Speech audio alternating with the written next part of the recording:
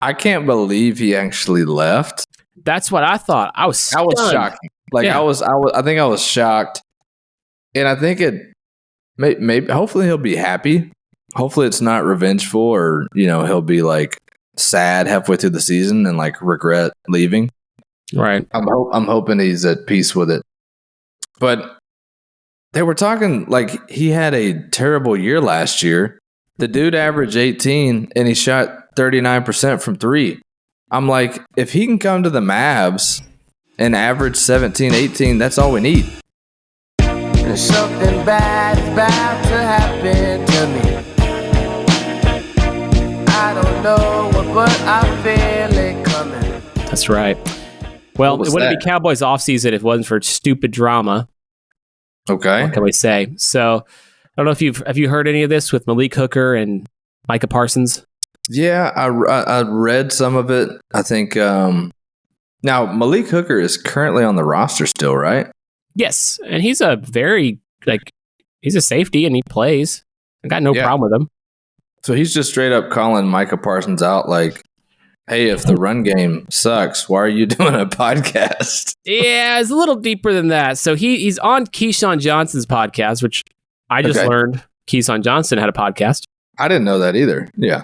So I'm learning stuff all day. And then Keyshawn asks him, like, hey, what do you think? What do you guys think about, Micah having a podcast during the season? And then so he responds, honestly, man, and this is just me, I'm not one of those guys that's not into that type of stuff. Some guys it works for. You see the Kelsey brothers do it, who are successful, and they perform well in the field. So far, yeah. So I don't have a problem with it. You're like, okay, no problem. And then I don't have a problem. For Micah, my advice to be just make sure that we're all right and being where we're at. Because if we're out working and the run game's terrible and you're doing your podcast every week and the run game is terrible, then what are you really caring about? And I think that's the part that will set people off. And it's like, are you caring about the crowd that's watching your podcast, or are you caring about the success of our team and the Super Bowl that we're trying to reach? So here would be my response to that. Here was my initial response was, if that is true, he has simply become a product of his environment. Because it's more about the Cowboys than it is about Super Bowls. Amen. So you can't blame the guy. Don't hate the player. Literally, hate the game. And he's probably just taking some of that in, being around Jerry and the organization. So that's my thoughts on it. My initial thoughts, I could care less about the Cowboys. I think they should let Lamb walk. I think Dak should go to the Dolphins. And I'm going to the Giants, actually. Oh, really? Yeah. That's probably not terrible. That'd be pretty revengeful, but he always beats them, and I think they're going to offer him a lot of money. Oof. They still had Saquon. That'd be fun, but you can rebuild pretty quick in the NFL. I don't know. Yeah, the Cowboys, it's all about the drama. It's all about the brand. It's not about football, and maybe that guy's figuring that out. Mr. Malik Hooker, right? Mm-hmm. And he's like, hey, this is bullcrap. I want to win football games. Y'all are worried about podcasting your brand. It's like you said. They're front podcasts. They're front runners. What did CJ Stroud and Micah were talking, and he's like, Micah goes, yeah, I'd average 20 in the NBA. And you're like, and he goes, all you Cowboys are so delusional. You're not averaging 20 in the NBA. Like, what are you talking about? And yeah, it's delusion a little bit. It's like what you said. They're front runners. It's about the brand. Mm-hmm. And Micah comes back and is like, I just wish you had said this to me instead of on some podcast. You got my number, fam. You're my locker mate, and you could have said that any day. Now, I do think it's funny that he's in responding like this because he also has his number. Yeah. You know what I mean? I always hate that, like, the public beef goes too well. You could just text him like, hey, bro, not cool what you said. We should, so they're making it public when it shouldn't be public. They're overblowing it. It should be a camp. I know it's like voluntary at this point, but man, it's just get to work. Thing possible. I hope that doesn't become a trend with NFL on team drama. Like, out in the open like that. I mean, it is, but hey, you don't see that with the Kansas City Chiefs. No, what you kind of do, that kicker had some stuff to say, but they all kind of took a limp leg when they answered it. They were like, yeah, like, we agree with some of that stuff, but then some of it we don't. So, yeah, let's go to practice. Let's get back to work and try to win a daggone Super Bowl. Yeah. The Texans are going to win a Super Bowl before the Cowboys. So they're in position. The Cowboys' valuation is always going to be higher. So, yep, which is what seems like is the most important thing to Jones, and it is what it is. It's always so disappointing and disheartening. Which the second thing. Go ahead. I'm sorry. What's going on with CD? That's what I was going to ask you. He said, it got reported that he's going to be asked to be traded if he's not paid.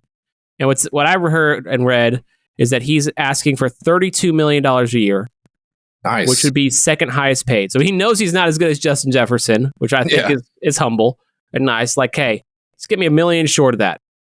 He's the guy. I admit he's the guy. Pay me like I'm almost the guy. Because there's like 4 or 5 guys, him, Jamar Chase, Tyreek Hill, Jefferson, who can kind of claim they're the best receivers in the league.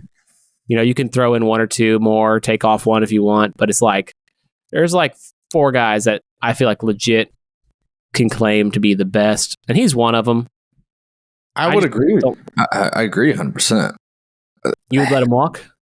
I think I may let him walk because of the Tyreek Hill thing. I mean, that's a different situation. You also have Patrick Mahomes.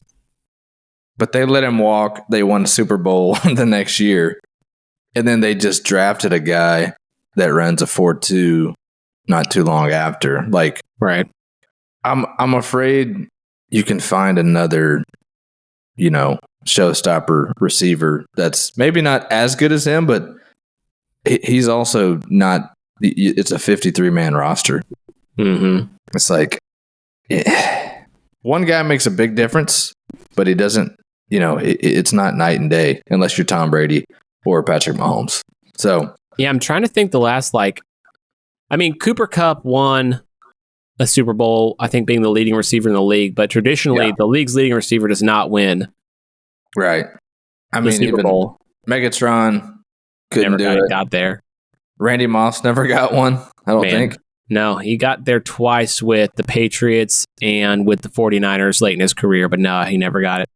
Right. So, I don't know. That's a big chunk. What's the cap? And it's hard cap, right? It is hard cap, but they do things like dead money, void years. Yeah. Things like that. Let's see. The Cowboys cap. Oh, they got $12 million in cap space right now. Woo! I'll take it. Yeah, it's kind of weird. Next year, let's see how much dead money. Yeah, they got $40 million in dead money for Dak Prescott. So okay, it's a void year. That's how they clarify it. It's so strange. So even if they trade Prescott, because the way they set the contract up with void years, they're going to be out $40 million on the cap. Makes no sense to me. Wait, so are you sticking with Lamb, or what's your take on it? I mean, that is the going price. That is the going price for elite receivers is 30. 32 is in line. The cap always goes up. I get annoyed with that celebration. Yeah. I get annoyed with him. He took a big step forward last year, in my opinion. Like the year before, I just said, get out of here. Like you dropped too many balls. Yeah. He's kind of a front runner too. When things get tough, like in the Green Bay game, he's kind of a diva. I've discovered there's 2 types of receivers. There's divas and dogs. Like, he's a diva. Amon-Ra St. Brown, he's a dog. Okay. Mike Evans, he's a dog. I'm trying to think who else would be. Tyreek Hill, diva. Samuels on the 49ers? Freaking dog. Dog. Yeah. So there's only 2 types. There's divas and dogs. And I would want a team of dogs. Should do a divas and dogs segment later when the league pops back up. Yeah. I like that. But yeah, he's a diva. Not a huge fan of divas. Same. Randy Moss, I'd put in the both. He's somehow the both diva and dog category. Yeah. But he's a little bit of both. A little bit of both, but in a good way. Yeah. But Lamb last year did great. Can't complain about having us pay guys who did great. So yeah, I guess I'd sign him. Like what I would do, like what the Chiefs have done is smart. Like they pay the quarterback and they pay the defense. And they're like, let the others cook. Get a rookie running back, get cheap wide receivers. You have a great tight end, but like other than that, who they got? Some linemen. Not even a great line, but yeah. Cheers. Good enough. That's all I got for the NFL for now. Okay. We'll get us cooking soon. I know. It's happening. OTAs are coming around the corner. I know. I'm always kind of like, that's like the start of football. Like, I guess it was like old spring training in baseball where it's like, oh, we're getting close. Mm-hmm. But I was never that into baseball. But as far as the Cowboys are concerned, this is what I think of them. Man, you are one pathetic loser. I'm gonna go 9-8. 9-8. Yeah, so barely a winning record. Maybe the wild card. Probably lose the wild card. Yeah, we'll see how if they get Lamb signed, and get the roster a little bit more together. I kind of feel you there, like 9-8, 10-7. McCarthy does know how to win regular season games, and both the Giants and the Commies suck. So that should be 4 wins right there, or at least 3. You know what I mean? Yeah. So like 10 wins, 9 wins. I feel like that's right. Yeah, maybe 10. We'll see what happens. All right, you want to go basketball? Let's go basketball. I don't got a lot on the draft. I think other than Bronny. Bronny was interesting. That happened. Yeah. And there's then the guy who was dating his babysitter. What's going on with the French guys, man? There's too many of them. Everybody's from France. The top 2 guys, I think I can't remember how many. I think there were 3 guys in the draft in total. Who's the guy who's dating their babysitter? So that's Kyle Flipkowski. And yeah, did you read about that? No, I didn't, but I remember seeing his name. Yeah, so he's like 20, and his girlfriend is, 27. And they started dating when he was in high school. So there's like a picture of them at prom. Oh, I did see that. And she was like 24 at the time. She's 28. Yeah, she's 28, and he is 20. So there's definitely some questions. And then, of course, someone mentioned about how it's Mormon grooming culture, which I know nothing about. I don't either. And then he went to the Jazz. So that was pretty funny to me. He went to Utah. So that's the only story as far as this draft is concerned that I'm immediately concerned about. I'm like, what's the old that guy? And is that a red flag if you got a 20-year-old dating a 28-year-old? Or is that like a green light? Like, okay, dude. I'd like that myself. Mature. Yeah. I'd be like, hey, good for you, dude. Like, let's get this guy in. Let's get him in the rotation. I mean, he's clearly ready to win.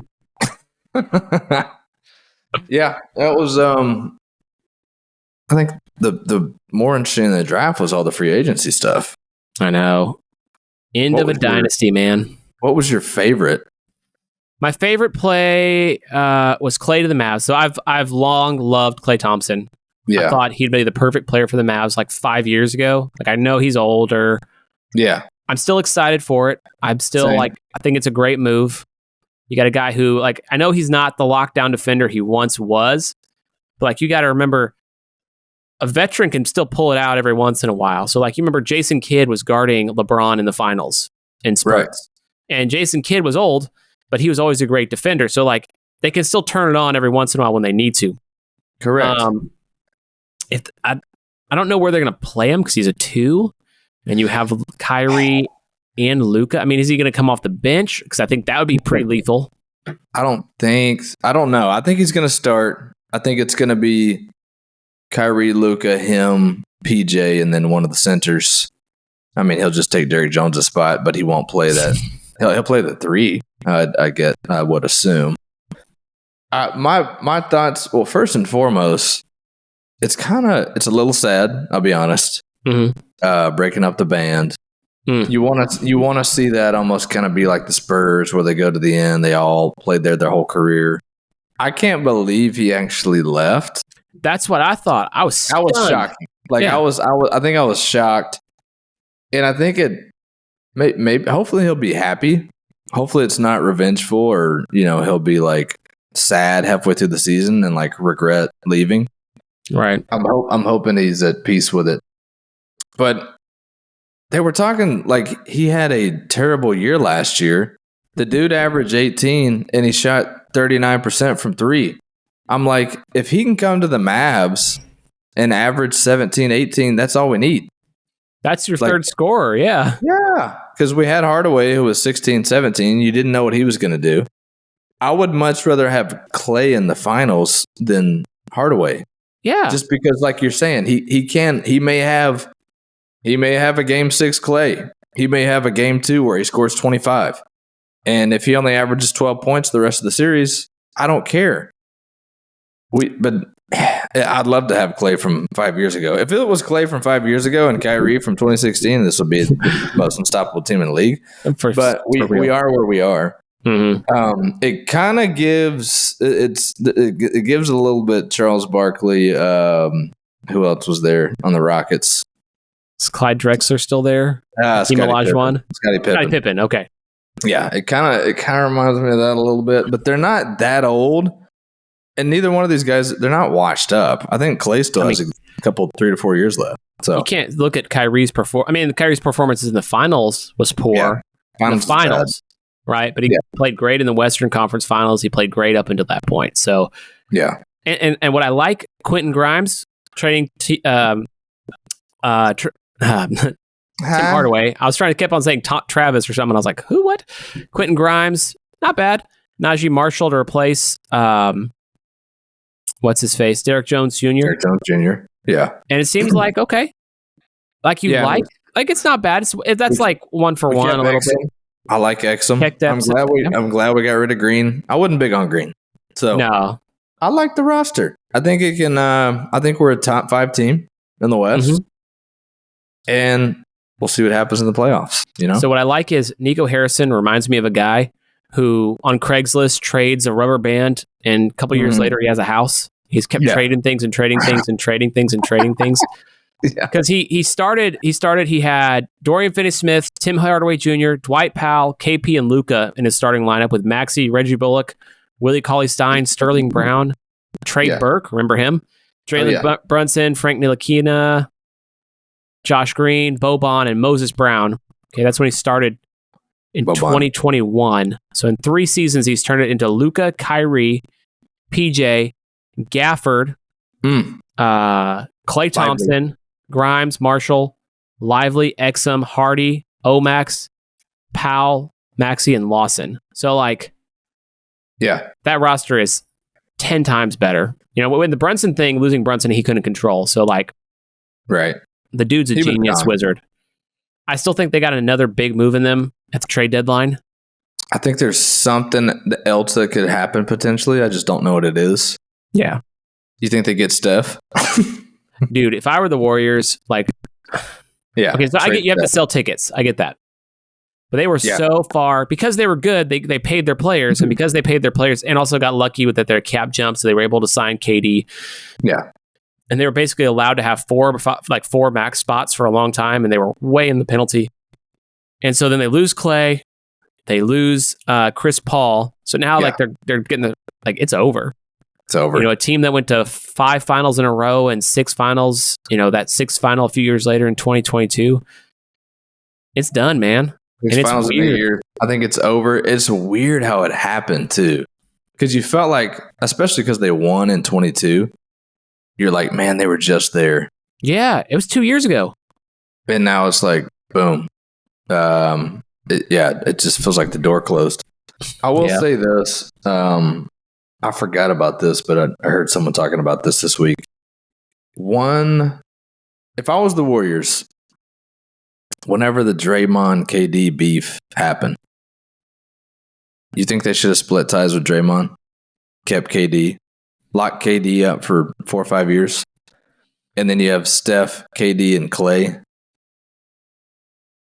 I know you're big on Draymond and what he brought to the table. Yeah. As it's kind of sputtered out, and now he almost has PTSD, punching people and stuff. Yeah, punching as stuff. Yeah. Jordan Poole, PT. No. I don't know if that would have ever worked, but I think that would have been an interesting that would have been the dynasty killer then, right? Yeah. I mean, I think you would have kept the dynasty because they won. They won. They went back to the finals with KD, but they tore his Achilles. I think he was kind of done at that point just because he's that kind of guy. Yeah. And you can join the pod, done. KD, if you want. You can call in and argue with us like you did on that guy on Twitter that one time. But I don't know. I think his heart was set to go to Brooklyn or to just to leave and set his own course. So I don't know. Yeah, in a vacuum, I mean, KD is a better player than Draymond, but I love Draymond and what he's brought to that team. It was like a perfect balance. And they did it the old-fashioned, like they drafted these guys. Which, I mean, is this the end? I mean, you had the Bulls, you had LeBron's dynasty in and of itself. Yeah. I mean, is this the end of dynasties now with the hard caps and the second apron? And I mean, I think the Celtics, other than that, I think they're going to be unstoppable the next few years. But I want to go back to this real quick because from your text message the other day, I think if OKC was to call the Warriors and say, "Hey, I'll give you 8 picks for Curry," I think that would be incredible.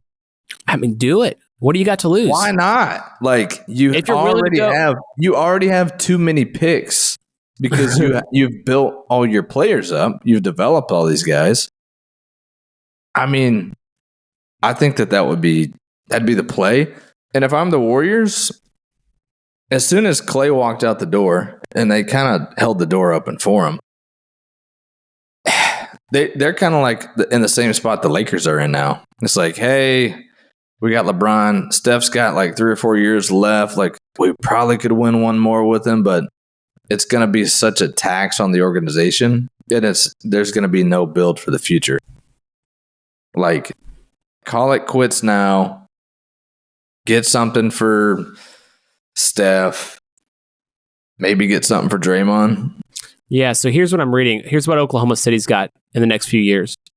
They have their own first round next year. They have LA's first round. The Clippers, by the way, for the Paul George trade. Oops. They have a Houston top 4 protected first round and a Utah top 10 protected first round. And 2025, they have an Oklahoma City first round, Houston or LA first round, Miami lottery protected first round, Philadelphia top 6 protected first round, Boston or Memphis second round. Like they got first round picks.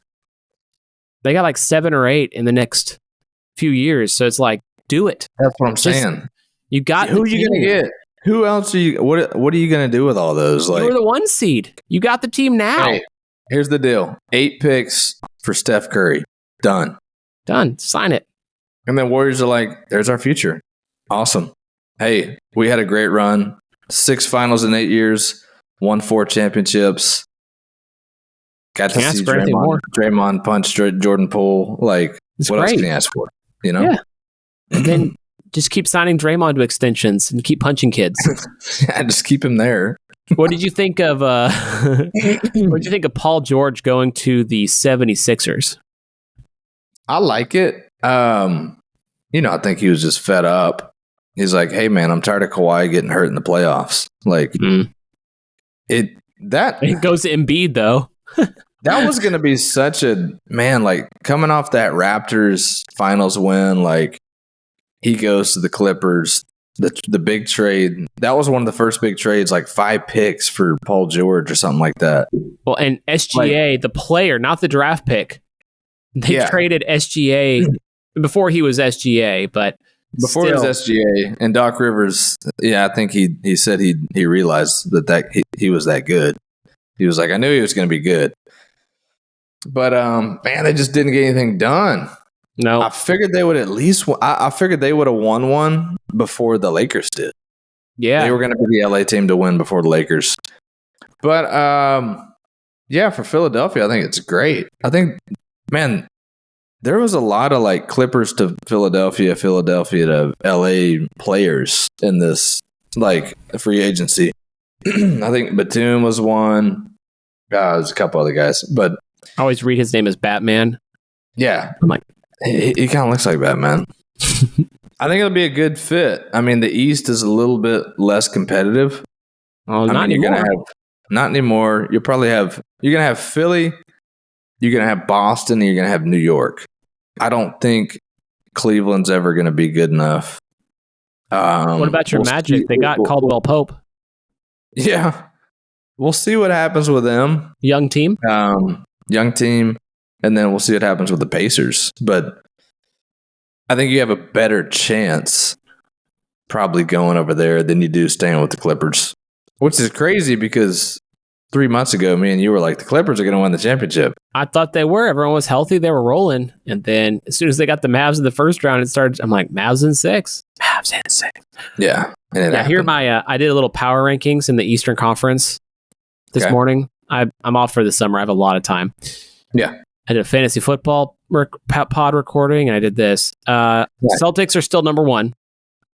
I think this puts the 76ers above the Knicks. Yeah.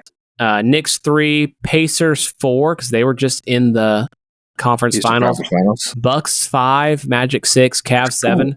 And you're like, I mean, like you said, the Cavs, you got Donovan Mitchell, but that's kind of, you were the 4th seed this year, but it just seems like you're too far. You're in basketball purgatory because you're not good enough to take the jump, but you're not bad enough to like get the picks you need. They're stuck there. I think they're a second round team. Yeah. They're stuck there. And so, yeah, I can see it. Like, I forgot about the Bucks. I keep forgetting about the Bucks. I can see it work with Indiana because you got enough talent there that I'm like, man, and it kind of clicked this year where you're like, okay, I can see them. Like they were right there with, I mean, honestly, like they kind of played closer to the Celtics than the Mavericks did in most of the games, if I'm being honest. So like, I'm like, I can see the Pacers coming out. Now in the West, here's my top 5, 6 after after Paul George leaves. OKC, you're number 1. You got Caruso. And they signed Hartenstein. I don't really know much about him other than he's a rebounding guy, and they were desperately like the Mavs killed him on the boards.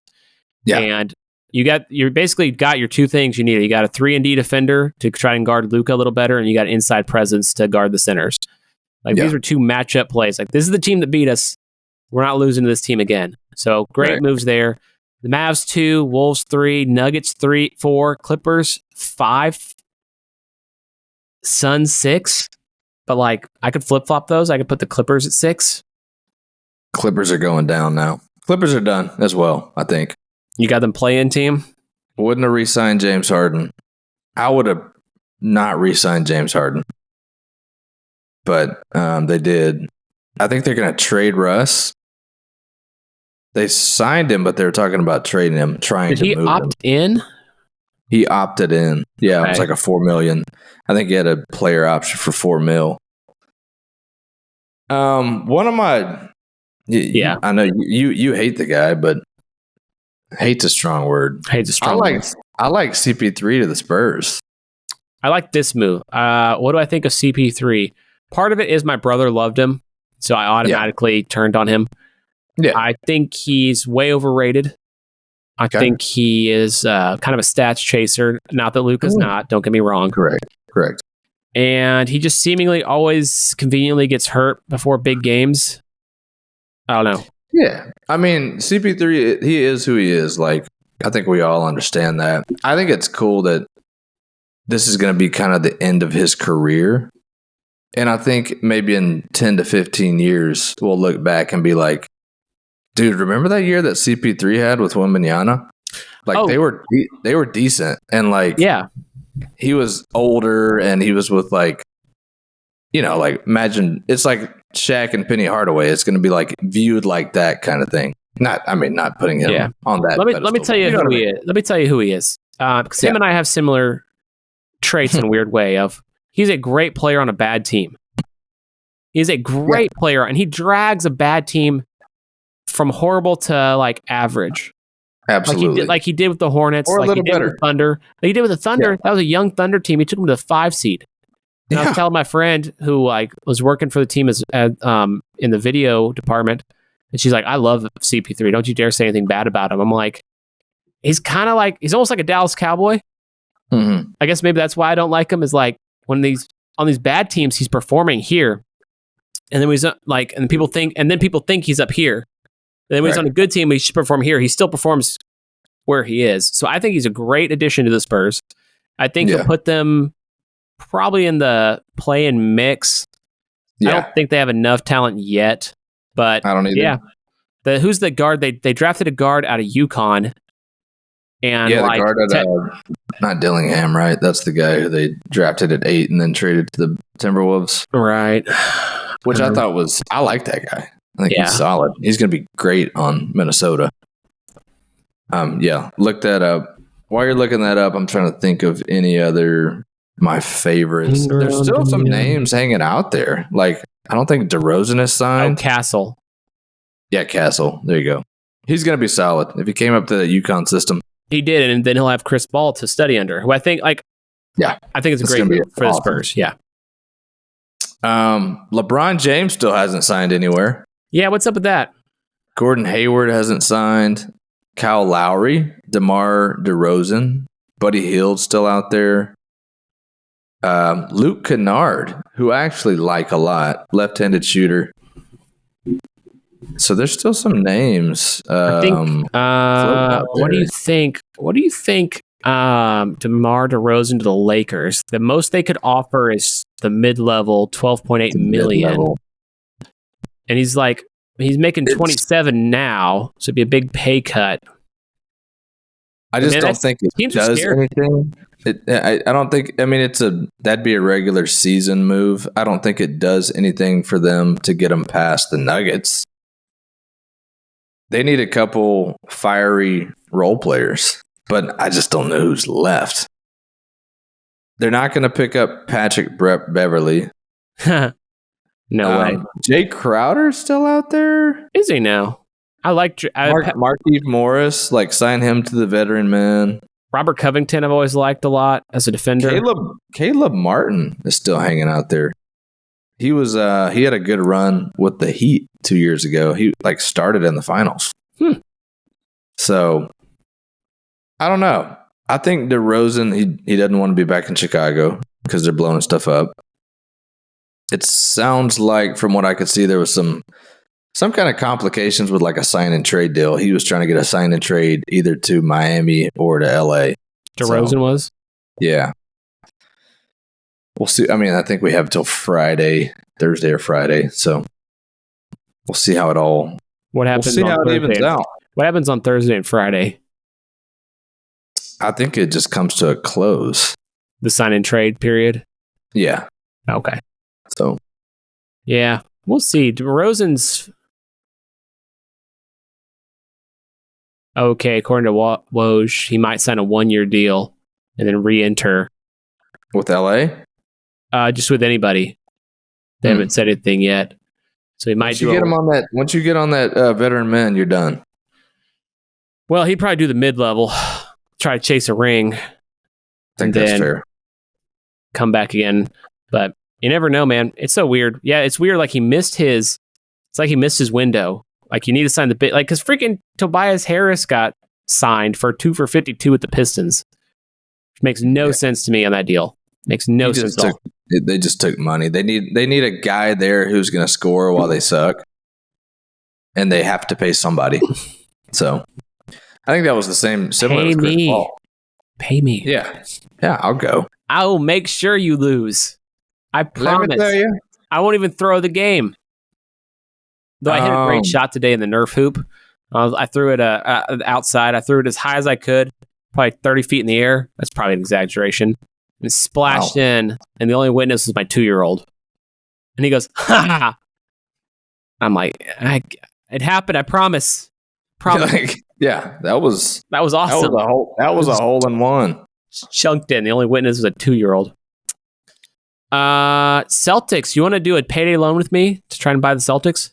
Yeah, let's see if we can do some JG Wentworth or I don't know how high they go or if it's a high AP. I don't know. I'd try to get a loan. I'll try to call the bank. Here's the interesting part to me. I think the timing and all that makes great sense. It's actually genius. They're like, hey, right. We just want to chip. Things are in motion for this franchise to be in a great position for the next 5 years. Sell now. Yeah. I think the thing that's kind of interesting is, and I'm wondering how this is going to work in the future with the NBA teams. Wick is kind of doing the same thing that Cuban did. Right. They're selling the majority stake. He's going to get to be the governor for the next, I guess, 4 years, which I still think you have to own like 15% to do that. You have to have somewhat of a percentage of an ownership. But do you think it is going to be one of the sovereign wealth funds? Yes. You think that's going to be more common? And maybe they purchase teams and then they have a governor type person, because Silver's talked about he still wants like a governor. He wants an individual, but they've allowed these like sovereign wealth funds can right now buy like 5%. And I think like private equity firms can buy up to 20% or something like that. But what's the future of the selling of the teams, and what's the purpose, man? Like, well, the purpose for the owners is to cash out now. Well, like, they're never gonna like Cuban cashed out. I think Cuban cashed out at the right time. Like I think we're kind of peaking on the value of sports franchises.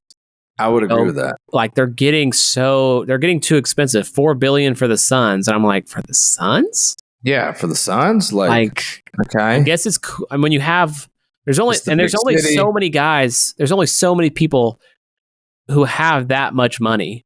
You know what I mean? Like. Correct. There's only so many multi-billionaires out there. And yes, I know they usually do it like in a conglomerate or like they go in as an ownership group, so on. I understand that. But yeah, I think because the NBA is kind of Silver, like you said, has talked around these sovereign wealth funds owning a team or a certain percentage. That was my very first thought was, the Saudi sovereign wealth fund or, like an Emirate or Qatar or something like that would be their chance to pay. And it, like, as the league, if I'm an owner of the league, I'm like, these guys have not literally, but trillions, basically unlimited money. And then you're hard capped. Like, that's the thing with the aprons is, hey, we keep these aprons in. It doesn't matter that I'm not worth 200 billion. Cause that's the problem with European soccer is, you have salary caps loosely based on how much revenue they get in. Well, revenue is kind of based on advertising and how much you can get on TV and how good your players are and who can buy the players or the teams with the money. So it's like, it's a big circle that's like a self-fulfilling prophecy almost. Here, with the hard cap, you're like, let them buy it. Yeah. Not going to change anything. You still you can only do 2 or 3 max contracts. And, that the 3 superstar thing never works. So what are you going to do? There was a stat out there that I think in the last, it was either 4 or 5 years, between the Clippers and the Warriors, they had spent over $900 million on the luxury tax. Yeah, so that's just revenue that's dumping into the league. That like they're like, hey, of course we'll take your money if you're going to come here. Absolutely. I think it's going to be interesting because with the Celtics being such a a classic franchise, top 5 franchises in the league, historically. I mean, I think that's why they're keeping Wick's face on it. Right. But they know who the buyer is now, I would assume. Or they have 2 to 3 people that they've probably been discussing it with. You usually have a pretty good idea. Yeah. If you're ready to put out an announcement, it's like the house is probably already sold. So I got a feeling. Or at least know the realtor. Mm-hmm. So I'd love to buy the team. I think that'd be fun. I still want to do that. But payday loans near me. It's expensive, man. It's expensive. $5 billion. It's probably going to go for $5 billion. There's Credit Ninja. They do same day deposit loans. Okay. Quick to lend. Experian. Okay. Opportune is a payday loan place. It closed though already. Amigo Cash closed. Cliff's Checking closed. They closed for the day, or they're like Speedy Cash closed. Oh, for today. They open tomorrow at 9 a.m. Okay. Speedy Cash closed. Oh, PSL Check Cashiers is still open. Oh, I've heard of that. I've seen that. I like their branding. So yeah, we might go there. There's a lot of money out there, man. Like, it's just a matter of getting your hands on it.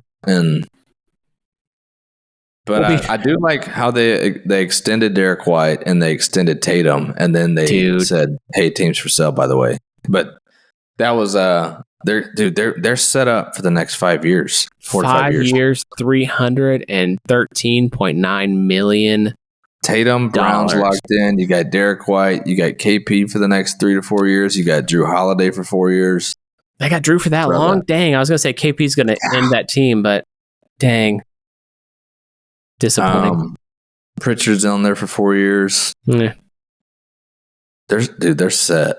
They might be They're a gonna be second tough. apron team because they depended a lot on their top six. If anybody gets hurt, they might be screwed. Their top six was so good, though. Don't get me wrong. Yeah. They won like 90 games this year. But interesting to see where the future of sports and the ownership groups is, has changed a lot. It's not one person anymore. They're so expensive, and it'll be interesting to see the influence on, I guess, how the game is played and represented then, in the future. So, shout out Kemba Walker, who retired today. K-Walk? He did. Dang, man. They walk a flock of flame. We're so was the last team he played on the Hornets? No, he played somewhere else. He was like unofficially on the Mavs for a minute. I remember that. He had like a 10-day. I think the Mavericks were the last team he played for. Yeah. That actually got stats for. I mean, what a step back. Yeah, he was freaking balling there for for a while. Tell me about the Euros. What's going on? Euros, yeah. So we are in the last 8 of the Euros, and it was the last 16 was actually quite fun. Correct. It sucks because it's kind of like the bracket is heavily tilted one way. So England's side is easy. So England, bring up the bracket. Yeah, because I've been watching at work, and then we have a TV in the restroom, so I'll watch a little bit on my restroom breaks. That's kind of a funny place to have a bracket. I saw Ronaldo and them playing yesterday. Did Portugal win? They did pull it out in the end. Okay. It was people got made fun of. He missed a penalty and he was crying, and people were making fun of him for crying. And I'm like, because he cares about the game. Screw y'all. Yeah. Like he took a lot of shots. They were playing here. There we go. Now I got it. Let me pull it up. This is courtesy of the Bleacher Report. Here's our Euro bracket, but and this is updated as of today, so that's nice. But Spain played Georgia in a huge mismatch. And so Spain and Germany here on the left side of the bracket is loaded. The two best teams are Spain and Germany. And they're playing each other now in the quarters, which is such a pity. Yeah. These are the two teams that I'm like are rolling. So the hardest part about the Euros and European international football, it's changed so much. They don't play together very much. Like you play with your club team a lot, and then you get used to a certain specific style. Right. And then you go to international play, and then you got to change your style, and you got to and you only get to play with them like 4 weeks a year, 5 weeks a year. And it just it's not as an attractive, like people are wanting attractive football like from the 90s and 2000s with Brazil. And some of those powerhouse teams that just don't exist. Italy was another one that just don't exist anymore because the teams don't play together. They're usually on all different international teams. So it's been difficult for teams to like really find an identity. But the Germans and the Spanish have a strong identity with Spain with possession. And the Germans were always the German machine. They would run. And they're also like very direct. So the Germans look dominant. It's in Germany. So I anticipate Germany going through. They dominated Denmark in a perfect win. Yeah. Like just it's beautiful. The France game against Belgium. So France has been super disappointing to a lot of people. Mbappe got his nose broken in the first game, and they just haven't been able to score. Yeah, so he hasn't been able to score. And the French, I haven't watched them play at all yet. He's got a big black mask on, and it's been throwing him off. So they finished second in their group. They only won one group game. They only scored 2 goals in group play in 3 games. Yeah, it wasn't pretty, to say the least. So they made it through. Yeah. We'll see who wins this one. This is kind of an interesting one because Portugal, they dominated large chunks of the game, but Slovenia played really well. They played smart. They counterattacked. They had their chances to win. They didn't take them. Ronaldo missed the penalty, but in the penalty shootout, he scores and then apologizes to the fans. Yeah. But it was actually, I thought, a cool moment where, he's crying after the first, because it was the 105th minute, the first overtime. and he misses the penalty right at the end, and they go to break, and he's just crying. And his whole team, who like grew up watching him and probably idolizing him because he's darn near 40, they're like picking him up, like, "Hey, it's okay, stay with it. We got you. We got you." So I actually thought that was a beautiful moment. That's pretty cool. England has looked horrible. It took a last-minute Jude Bellingham goal to tie them up against Slovakia, and then an overtime winner. Switzerland dominated Italy. Like, I honestly think Switzerland will beat England, personally. Turkey today, Austria was a fun game. The Turks have a young guy who's 17, 18, named Arda Güler, and he's amazing. And it's so annoying that this kid is half my age and so freaking good. Just a beast. It's just like, he's skinny. He's like, gotta be like, yeah. Arda Güler is, and he looks like a baby. He was born in 2005. 5'9". Let me show you a picture of him from Open Imaging. Some of those wiry guys like that are stronger than you think. Oh, he's wiry, and he's very skilled too. So it's not like he's there. He is. Last year, that boy's got some hair. He does. He kind of shaved it off when he went to Madrid. But so he didn't score today, but he whipped a corner kick in that caused a lot of chaos. So it deflected all over the place and they scored. So he'll be one to watch. The Netherlands looked okay today. But that right side of the bracket, it's just kind of like, man, any one of those could go through and they're probably going to lose the final. But you never know, because the system's individual talent, like England, they had a couple moments of individual brilliance that won them the game. So like there is in soccer that individual moment, but it's not the same as like basketball, where like Luka's on your team, LeBron's on your team, you're making the playoffs. Right. So my prediction: Germany goes through. I'm gonna go Portugal to win it. I'm gonna root for the guy. Yeah. Yeah. I'm cheering for old man Ronaldo. You can tell the emotions on his face that he's not the player he once was, and he can't handle that. And so it's actually very interesting, because when I played this year, it was the same, not the same thing or the same level. That's not what I'm saying. But like I can empathize with him as you're like trying to run and you're getting outrun and you're like, I never get outrun, like that. Yeah. Or like you're trying to make a play and you're just way late on it and you're like, man, I'm not used to that. That's not.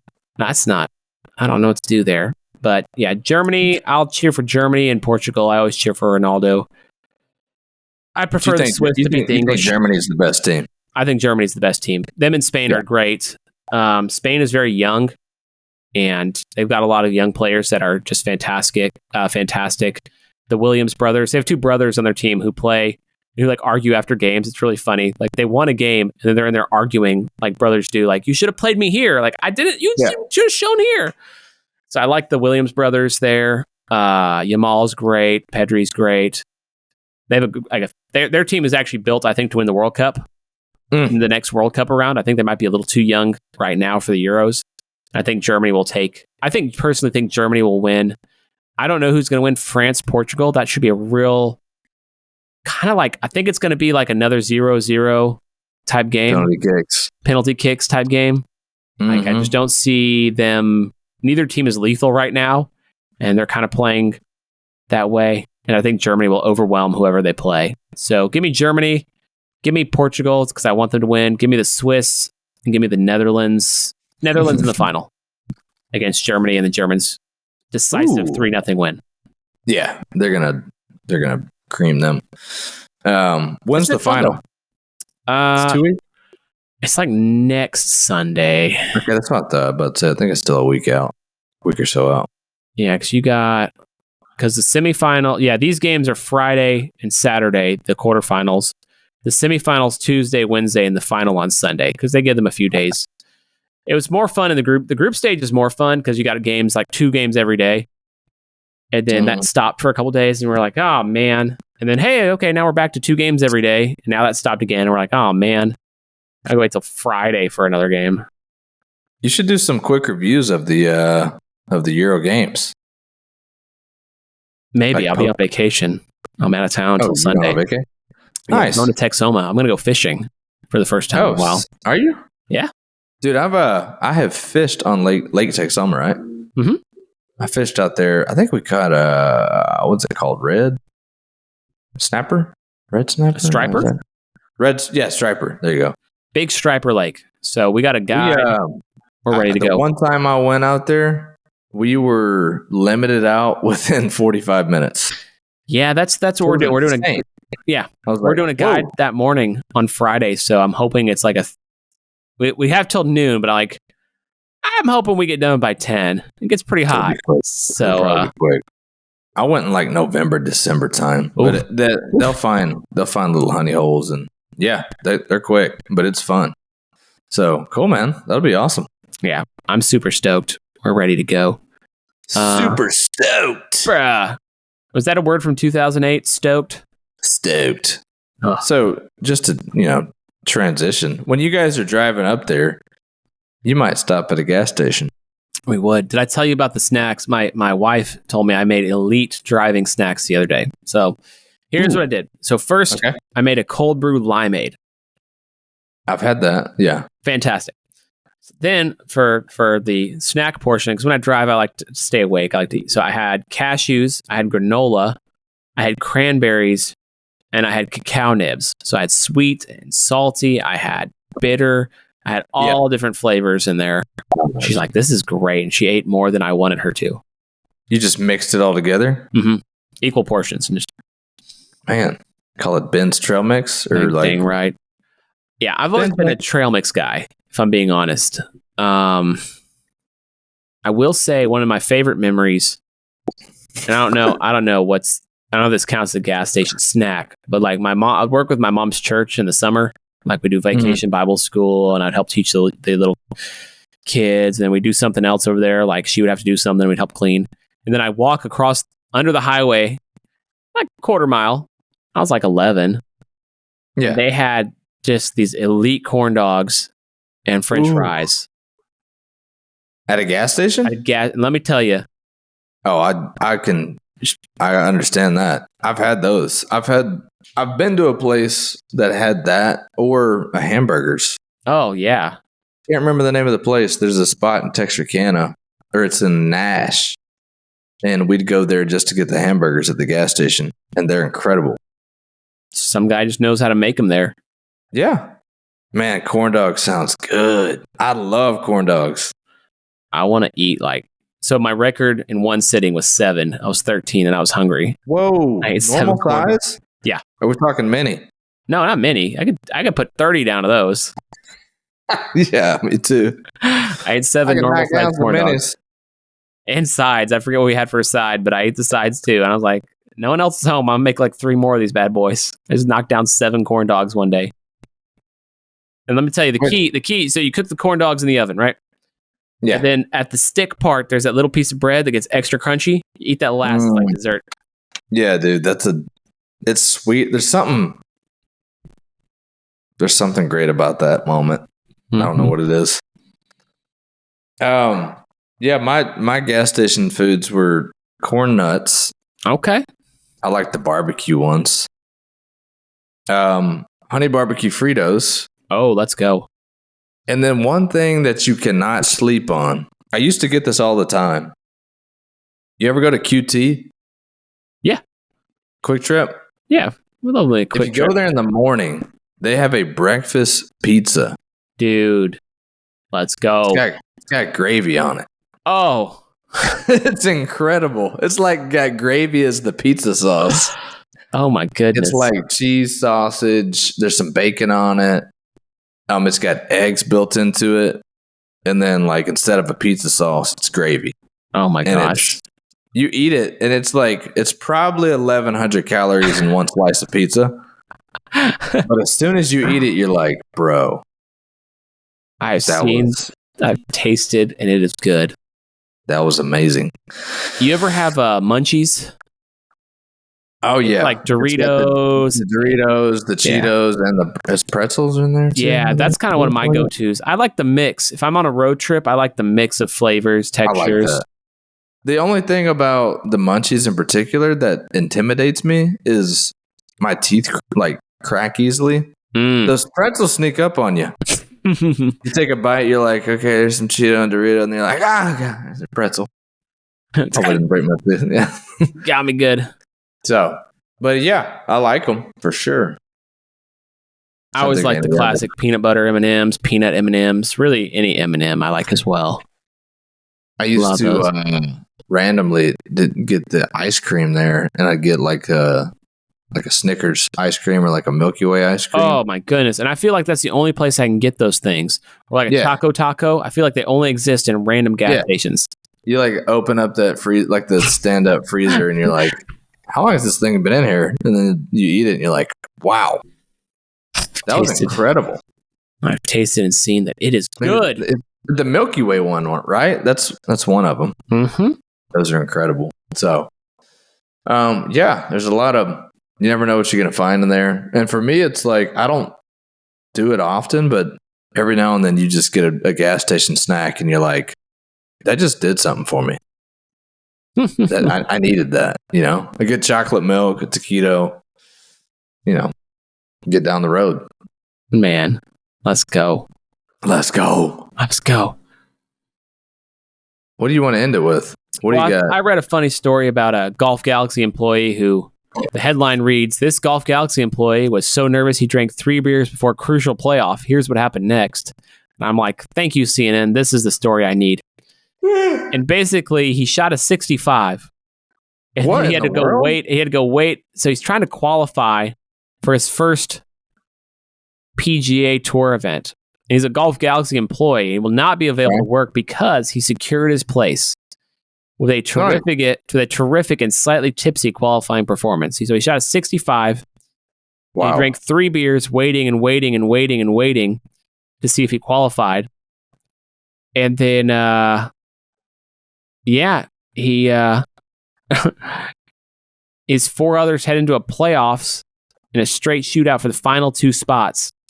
And so he ended up driving brilliantly, putting himself in a position, and kept himself on top. And he says he doesn't remember hitting the putt because he was 3 beers in. Do you have a picture of this guy? Yeah, let me see here. I think I might have seen this on Instagram.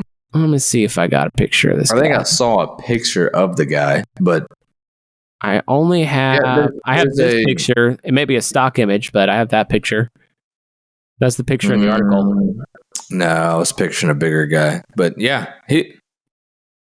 fits that mold. But yeah. Just sitting there waiting. There's a beer is interesting when you're playing golf. Like sometimes it'll completely derail me if I take one sip of a beer. Mm-hmm. And then sometimes I'll get like superhuman strength. Yeah, and I'll relax a little bit. After 1.5. Yeah, you're just like, you just start roping the ball. I did that recently. I was like, man, I don't really feel like having a beer, but drank one and I was like, whoa, my game is on now. Let's go. It helps me relax a little bit on the putts because I always feel pressure if there's someone waiting on me. I'm like, screw y'all. I'm going to take my time on the green. Yeah, I'm doing my thing. Up, walk it off. Bryson walks it off. Line it up. Oh, I'm in it. Let me tell ya. Klay Thompson episode. Something bad is about